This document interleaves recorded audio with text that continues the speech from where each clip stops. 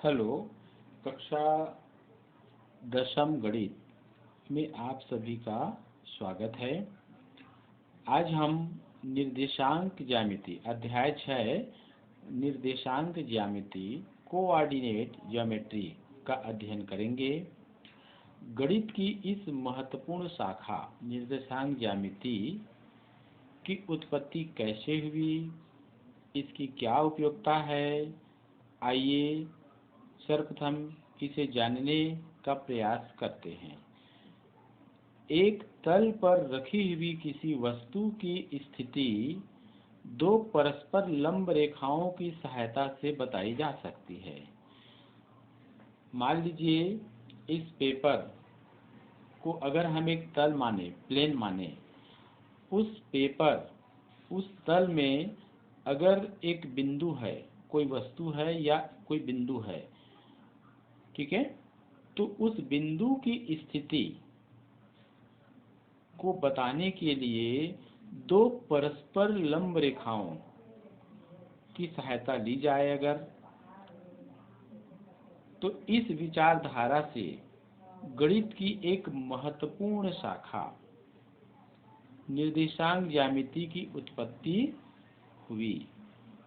प्रारंभ में फ्रांसीसी दार्शनिक एवं गणितज्ञ रेने देकार्ते ने इस पर अध्ययन किया। उन्होंने एक तल पर स्थित एक बिंदु की स्थिति का निर्धारण करने की समस्या का हल प्राप्त कर लिया। इन्हीं के सम्मान में इस पद्धति को कार्तीय पद्धति अथवा कार्टेशियन सिस्टम भी कहा जाता है। आइए हम देखते हैं कि दो परस्पर लंब रेखाओं, मान लीजिए दो परस्पर लंब रेखाएं आपके सम्मुख है। देखिए ये एक क्षैतिज रेखा है, ठीक है, यहाँ इसको हम लिख देते हैं क्षैतिज रेखा। क्षैतिज रेखा हो गया ये, और ये ऊर्ध्वाधर रेखा है, ऊर्ध्वाधर रेखा। दोनों रेखाएं परस्पर लंबवत हैं, अर्थात यहाँ पर 90 अंश का कोण बनेगा, ठीक है। आप यहाँ देख रहे हैं इस प्लेन को, तल को, ये दोनों रेखाएं परस्पर लंबवत रेखाएं हैं, वह 4 बराबर भागों में बांटती है। अगर हम वामावर्त दिशा में चलें, इस क्षैतिज रेखा से हम वामावर्त में चले, वामावर्त एंटी क्लॉकवाइज दिशा में अगर चलें, तो देखिए ये पहला भाग हुआ, ये दूसरा भाग हुआ, ये तीसरा भाग हुआ, और ये चौथा भाग। तो इस प्रकार से इस तल को 4 बराबर भागों में ये दोनों परस्पर लंबवत रेखाएं बांटती हैं। यहाँ पर पहला जो भाग है, इस पहले भाग को कहा जाता है प्रथम चतुर्थांश। प्रथम चतुर्थांश या फर्स्ट क्वाड्रेंट ऐसे भी कह सकते हैं। यह हो गया द्वितीय चतुर्थांश, यह तृतीय चतुर्थांश, और यह चतुर्थ चतुर्थांश। चूंकि पूरे प्लेन को, तल को 4 बराबर भागों में बांटा गया है और 4 भाग का ये एक हिस्सा है, इसलिए यह 1/4 भाग को दर्शाएगा। तो 1/4 अर्थात प्रथम चतुर्थांश, 4 का पहला भाग, ठीक है ना। ये द्वितीय चतुर्थांश, तृतीय चतुर्थांश, और ये चतुर्थ चतुर्थांश। ध्यान दीजिए यहाँ पर ये जो क्षैतिज रेखा है, इसको अगर हम नाम इसमें देते हैं एक्स एक्स डैश रेखा। आइए देखते हैं, एक्स एक्स डैश ये जो रेखा है इसे एक्स अक्ष कहा जाता है, एक्स अक्ष कहा जाता है। लंबवत रेखा है जो, इसको नाम दे दीजिए वाई वाई डैश। तो वाई वाई डैश ये जो रेखा है यह वाई अक्ष कहा जाता है, इसे वाई अक्ष कहा जाता है। यहाँ ध्यान देने वाली बात यह है कि दोनों परस्पर लंबवत रेखाएं जिस बिंदु पर एक दूसरे को प्रतिच्छेद करती है, काटती है, उस बिंदु को यदि हम O से दर्शाएं तो ये जो बिंदु O है वह मूल बिंदु होगा। तो मूल बिंदु क्या हो गया? मूल बिंदु O है। ऐसे मूल बिंदु से अगर हम x अक्ष में दाईं ओर चलें, ध्यान दीजिए ये पूरा x अक्ष है, तो अगर मूल बिंदु से हम इस x अक्ष में मूल बिंदु से अगर हम दाईं ओर चलिए, दाईं ओर हो गया और ये बाईं ओर, तो अगर हम दाईं ओर चलते हैं तो इसे धनात्मक x अक्ष भी कहते हैं। क्या कहेंगे? धनात्मक x अक्ष। ये हो गया धनात्मक x अक्ष। ऐसे मूल बिंदु से बाईं ओर अगर हम चलते हैं तो इसे ऋणात्मक x अक्ष कहा जाता है, ऋणात्मक x अक्ष, और इसे x डैश से निरूपित करते हैं। मूल बिंदु से अगर हम देखिए y अक्ष ये है पूरा, तो y अक्ष अगर मूल बिंदु से y अक्ष में हम ऊपर की ओर चलें तो यहाँ पर यह क्या होगा? धनात्मक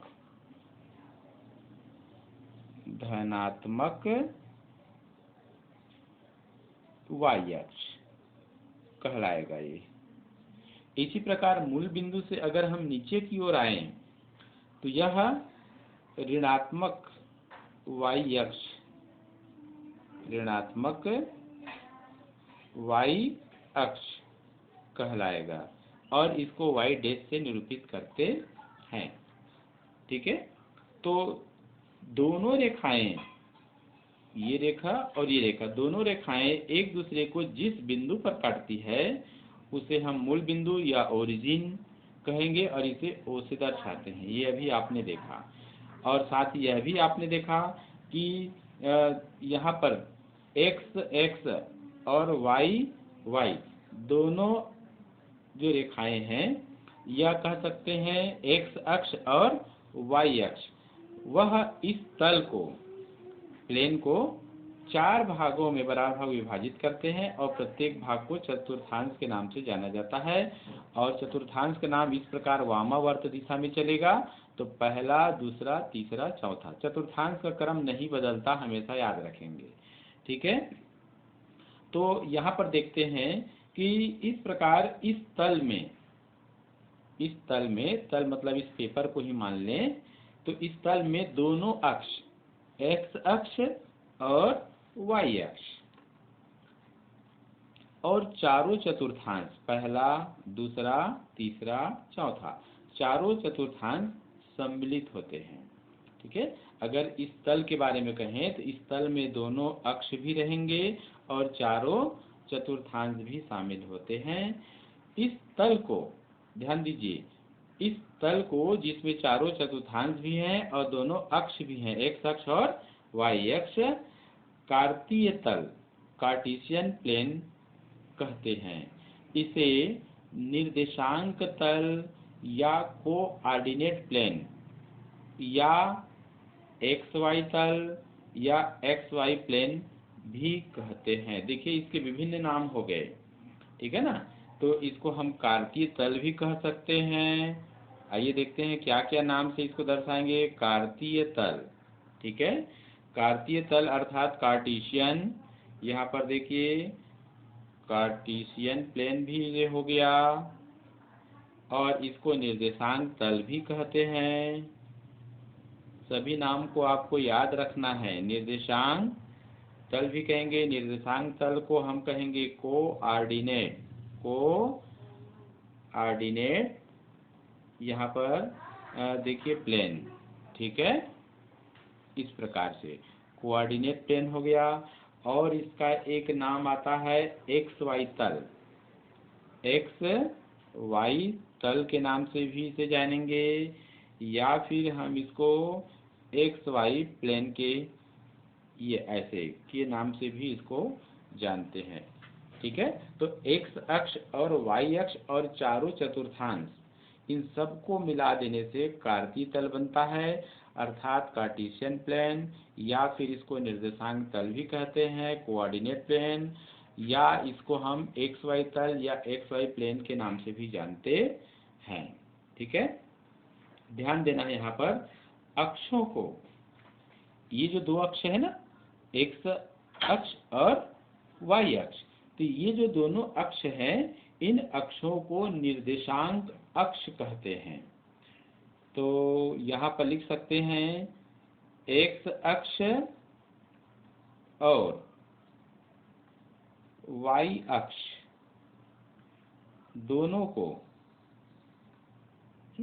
मिला देंगे, तो दोनों को क्या हम कहेंगे, निर्देशांक अक्ष। निर्देशांक अक्ष या फिर कोऑर्डिनेट एक्सिस, कोऑर्डिनेट एक्सिस भी कहा जाता है। यहाँ पर ध्यान देना है कि निर्देशांक तल पर, अब जैसे ये निर्देशांक तल है, इस निर्देशांक तल पर किसी बिंदु का स्थिति पता लगाना है। मान लीजिए इस निर्देशांक तल पर कोई बिंदु कहीं स्थित है, किसी भी चतुर्थांश में हो सकता है, यहाँ भी हो सकता है, यहाँ भी, या इधर या यहाँ, कहीं भी अगर कोई एक बिंदु स्थित है, तो उसका पता लगाने के लिए हमें क्या करना होगा, उसको आइए देखते हैं।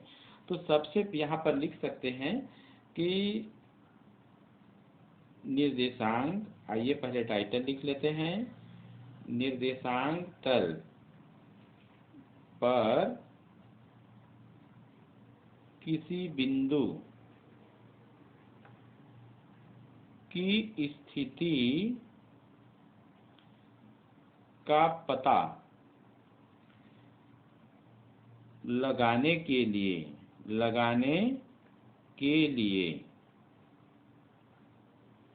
सबसे पहले उस बिंदु के एक्स निर्देशांक, नंबर एक, जो भी अभिष्ट बिंदु है, तो बिंदु के एक्स निर्देशांक, ठीक है, उस बिंदु के एक्स निर्देशांक और उस बिंदु के वाई निर्देशांक का मान ज्ञात किया जाता है। ज्ञात किया जाता है, मैं आपको डिटेल में बता रहा हूँ, आप ध्यान दीजिए, ज्ञात किया जाता है। अब यहाँ प्रश्न उठता है कि किसी बिंदु के एक्स निर्देशांक क्या होंगे और किसी बिंदु के, मतलब उस बिंदु के वाई निर्देशांक का मान क्या होगा। ये आखिर एक्स निर्देशांक और ये वाई निर्देशांक क्या है। तो आइए इसे भी समझ लेते हैं कि किसी बिंदु का एक्स निर्देशांक, किसी बिंदु का एक्स निर्देशांक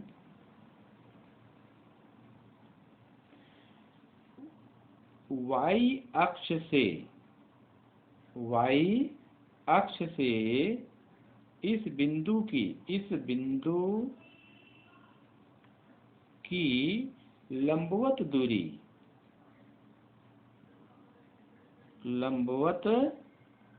दूरी, इस बिंदु की लंबवत दूरी है, ठीक है, जिसे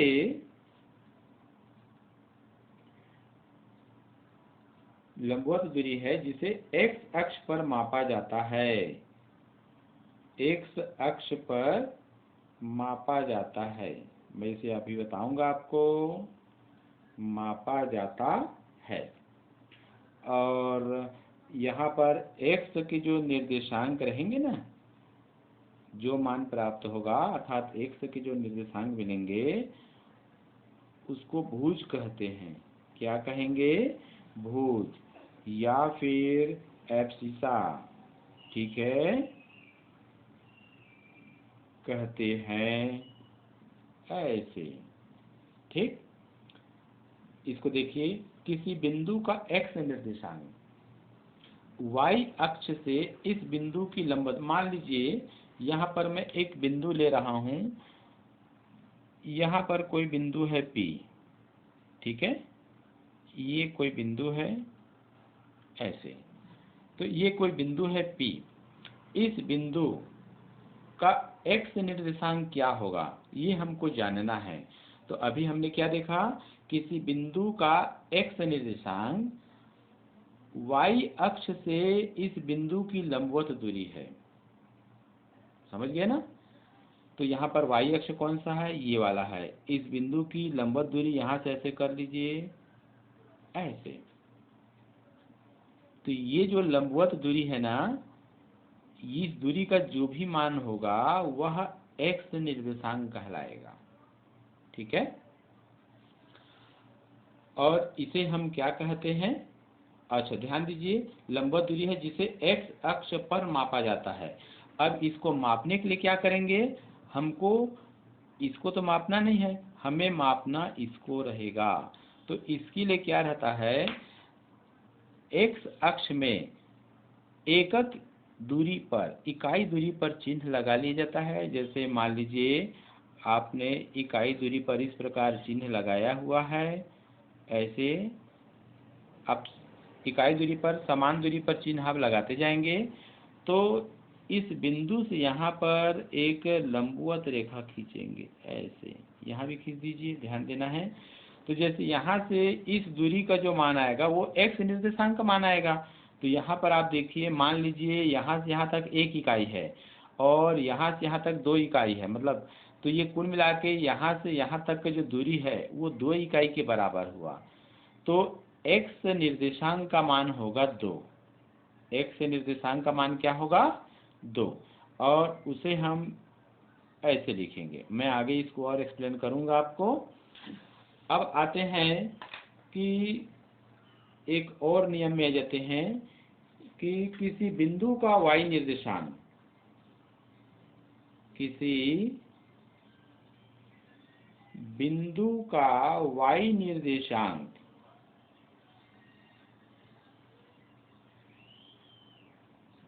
ध्यान दीजिए, किसी बिंदु का y निर्देशांक x अक्ष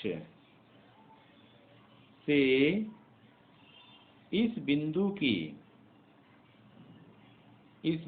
की लंबवत दूरी है, लंबवत दूरी है, जिसे y अक्ष पर मापा जाता है, मापा जाता है। और ध्यान दीजिए, यहाँ पर y निर्देशांक जो प्राप्त होगा, मान जो मापने पर, इसको कोटि कहते हैं, कोटि या ऑर्डिनेट। क्या कहा जाता है? ऑर्डिनेट, ठीक कहा जाता है। आइए इसको भी समझ लेते हैं। जैसे अभिष्ट बिंदु हमने क्या माना था? P। बिंदु P के लिए x निर्देशांक निकल गया था 2, जो इस बिंदु से y अक्ष की जो लंबवत दूरी थी वह क्या मिला? इकाई 2 मिला। अब हमको y निर्देशांक का मान निकालना है। तो जैसे कि यहाँ भी देख रहे हैं नियम में कि किसी बिंदु का y निर्देशांक x अक्ष से इस बिंदु की लंबवत दूरी है। तो देखिए ये x अक्ष है और इस बिंदु की x अक्ष से लंबवत दूरी, मतलब यहाँ से एक लंबवत रेखा खींचेंगे। यहाँ पर देखिए लंबवत बोला है तो 90 अंश रहेगा, यहाँ भी एक 90 रहेगा, ठीक है ना। तो ये जो दूरी है लंबवत दूरी यहाँ से यहाँ तक का, ये जो मान है वो y का मान होगा। y निर्देशांक ऐसे लिख लीजिए और इसको यहाँ पर x लिख लीजिए, ठीक है। तो इस प्रकार से यहाँ पर ये y निर्देशांक का मान होगा। आइए देखते हैं, मान लीजिए हम इसको भी दो भाग में इस प्रकार अगर हम बांटते हैं एक एक इकाई में, तो एक एक इकाई में बांटे तो ये 1, ये 2, ये 3, ये 4, मान लीजिए हम इनको समान दूरी पर इस प्रकार से इकाई दूरी पर हम इसको चिन्हांकित कर दिए। तो देखते हैं कि और ये जो मान आया है ना y का, इसको y अक्ष पर मापा जाता है। ये दूरी को आप जो मापेंगे ना वो यहाँ से मापेंगे। तो देखिए ये 1 है और एक ये 2, तो ये तो 2 है इसका भी मान। तो आइए इसको लिख देंगे 2 और 2, ठीक है। यहाँ पर x का मान भी 2 है और ये y का भी मान 2 है। तो देखिए इस प्रकार से हमको इसमें देखना है।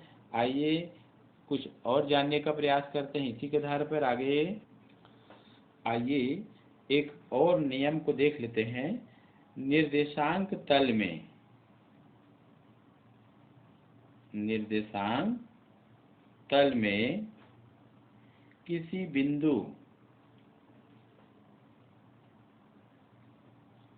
बिंदु के निर्देशांक लिखते समय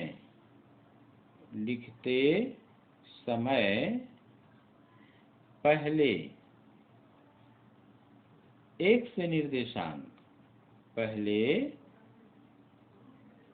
x निर्देशांक लिखते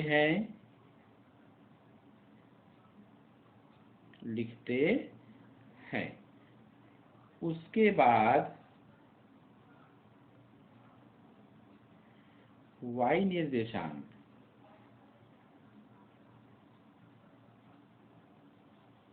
लिखते हैं, y निर्देशांक लिखते हैं। निर्देशांकों को यानी x निर्देशांक और y निर्देशांक, तो निर्देशांकों को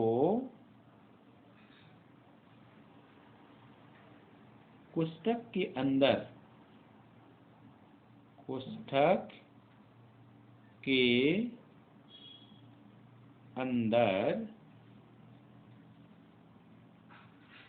कॉमा, ठीक है ना, कॉमा चिन्ह लगाकर लिखा जाता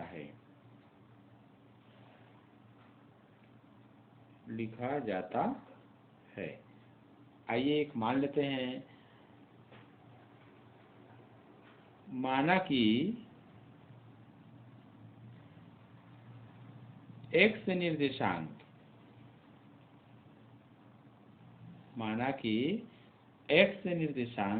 a और y निर्देशांक b है, तब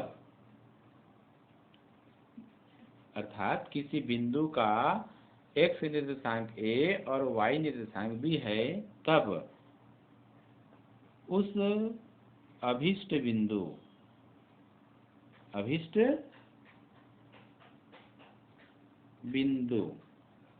का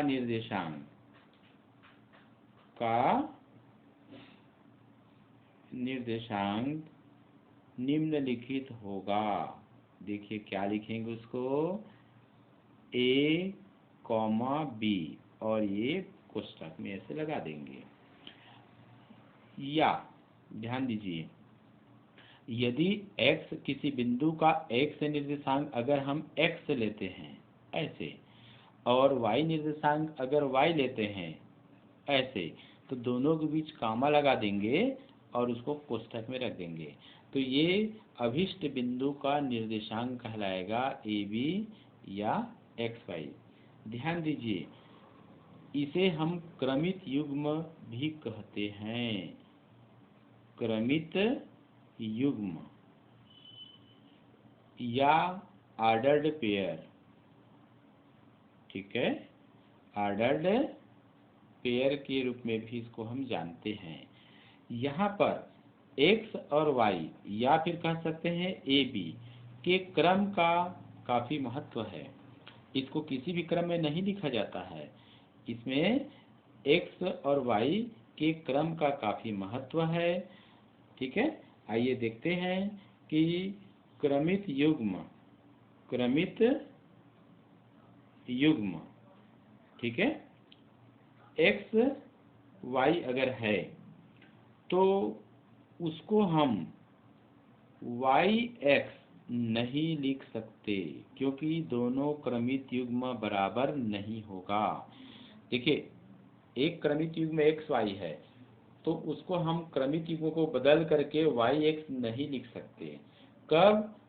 यदि x और y के मान अगर बराबर नहीं है, अर्थात x निर्देशांक और y निर्देशांक के मान यदि बराबर नहीं है, तो क्रमित युग्म को इस प्रकार दोनों को हम बराबर नहीं मान सकते। अर्थात अगर क्रमित युग्म x y है तो उसको x y ही लिखना होगा, yx हम नहीं लिख सकते। ठीक है, तथा यदि क्रमित युग्म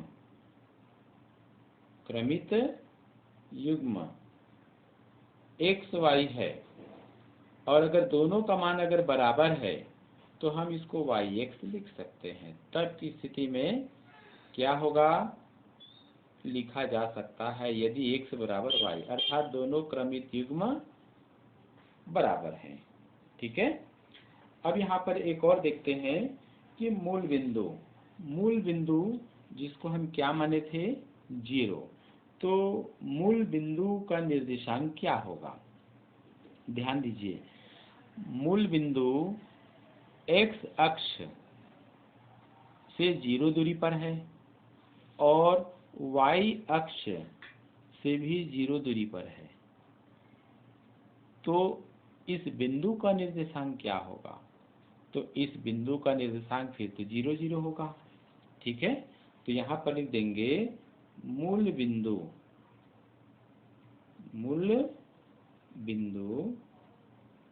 0 का निर्देशांक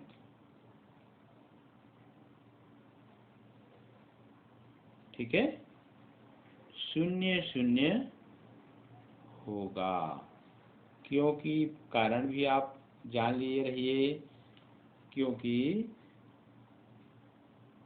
0 दोनों अक्षों कौन कौन से दोनों अक्षों? x अक्ष व y अक्ष, ठीक है, से 0 दूरी पर है, 0 दूरी पर है। ठीक है, अर्थात ये कह सकते हैं भुज व कोटि दोनों ही 0 है, ऐसे। ठीक है, आइए पूर्व में जो हमने एक बिंदु P माना था जिसका निर्देशांक x का निर्देशांक और y निर्देशांक हमने जो प्राप्त किया था 2 2, तो इसको हम किस प्रकार लिखेंगे? तो इसको हम लिखेंगे बिंदु P का निर्देशांक। तो जब किसी बिंदु का निर्देशांक कहते हैं ना, तो उसमें x का निर्देशांक और y का निर्देशांक दोनों शामिल होता है। तो ये हो जाएगा 2 2, जहाँ पर ये x है और ये क्या है? y, ये दोनों क्रमित युग्म हैं। तो इस प्रकार आप लोग इसको और प्रैक्टिस कीजिए। शेष अगली कड़ी में देखते हैं। धन्यवाद।